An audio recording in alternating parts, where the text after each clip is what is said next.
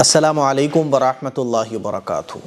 رجب کا مہینہ شروع ہو چکا ہے اور اب رمضان کا مہینہ شروع ہونے میں صرف 2 مہینے 60 دن باقی رہ گئے۔ 3 کام ہیں جو ہمیں اب شروع کر دینا چاہیے اور یہ 3 کام بہت امپورٹنٹ ہیں۔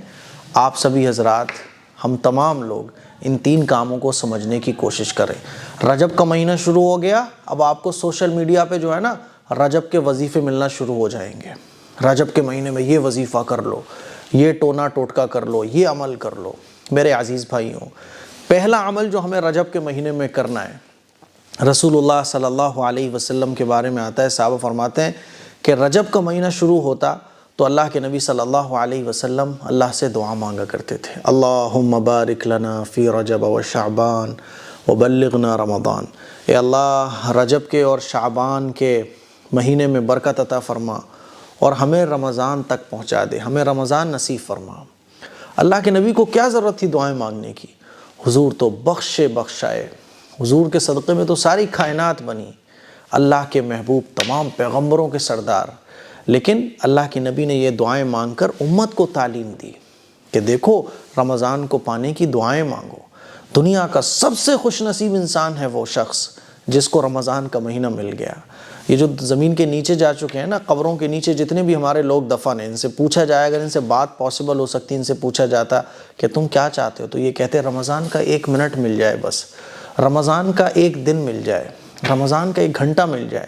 ابھی ہمیں نہیں معلوم کہ رمضان کی قدر کیا ہے، تو اللہ سے دعا کرو، کیونکہ نہیں معلوم کہ ہماری یہ آتی ہوئی سانسیں کب رک جائیں، ہمیں نہیں معلوم کہ یہ زندگی کی ڈور کب ٹوٹ جائے، ہمیں نہیں معلوم کہ ہماری اب کتنی سانسیں باقی رہ گئی ہیں، نہیں معلوم کہ ہم رمضان تک زندہ بھی رہیں گے کہ نہیں رہیں گے۔ کتنے لوگ ایسے تھے جو ہمارے ساتھ پچھلے مہینے تھے، آج وہ ہمارے بیچ موجود نہیں ہیں۔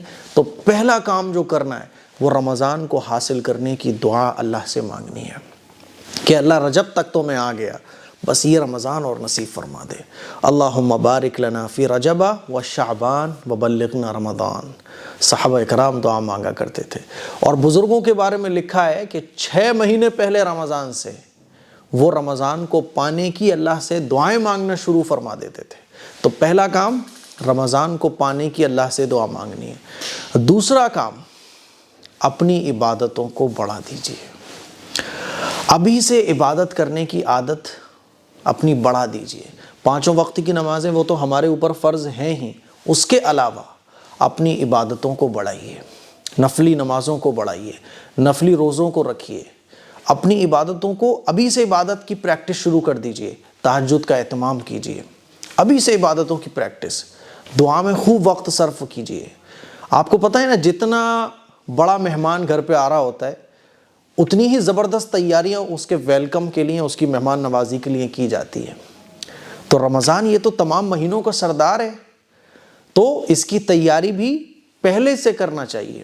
جب رمضان کا مہینہ آئے تو ہم پہلے سے فٹ ہوں، عبادت کے لیے ایک دم ریڈی ہوں، ہمیں نفل نماز پڑھنے کی عادت ہو، تہجد میں اٹھنے کی عادت ہو۔ حضور علیہ الصلوۃ والسلام رمضان کی تیاری رجب کا مہینہ شروع ہوتے ہی فرما دیتے تھے۔ تو ہمیں کیا کرنا ہے؟ رمضان کی تیاری ابھی سے شروع کر دینی ہے، دوسرا کام۔ تیسرا کام، قرآن مجید کی تلاوت۔ رمضان کا مہینہ چلا گیا تھا، جیسے ہی عید والا دن آیا تھا ہم نے قرآن مجید کو بند کیا تھا، مہینوں گزر گئے، رجب کا مہینہ شروع ہو گیا، 10 مہینے تقریباً گزر گئے۔ اب قرآن مجید کی تلاوت شروع کر دو کہ جب رمضان کا مہینہ آئے تو ہم قرآن مجید پڑھنے کے عادی ہو چکے ہوں، 1 پارہ پڑھنا کوئی ہمارے لیے مشکل نہ ہو۔ قرآن مجید کی تلاوت ابھی سے شروع کر دو، پاؤ پارہ، آدھا پارہ، 1 پارہ ابھی سے پڑھنا شروع کرو، تاکہ جب رمضان کا مہینہ آئے تو ہم قرآن مجید پڑھنے میں ایک دم پرفیکٹ ہو چکے ہوں، ہماری عادت بن چکی ہو قرآن مجید پڑھنا۔ تو یہ 3 کام ہم ابھی سے شروع کر دیں۔ اور چوتھا اہم کام کہ اللہ کے نبی صلی اللہ علیہ وسلم سے جتنی بھی عبادات ثابت ہیں، نماز، روزہ، قرآن، صدقہ، ہے نا، ذکر و اذکار، تسبیح، درود شریف، استغفار، جتنی بھی عبادت کے کام حضور سے ثابت ہیں، ان کے علاوہ جو ادھر ادھر کے کام ہیں، یہ وظیفہ کر لو، یہ کر لو، وہ کر لو، ان تمام چیزوں سے بچیے۔ تو یہ 4 کام ہیں جو رجب کے مہینے میں ہمیں شروع کر دینا چاہیے۔ مجھے امید ہے کہ یہ چاروں کام آپ کو سمجھ آ گئے ہوں گے۔ اس کلپ کو شیئر کریں، دوسروں تک پہنچائیں۔ السلام علیکم ورحمۃ اللہ وبرکاتہ۔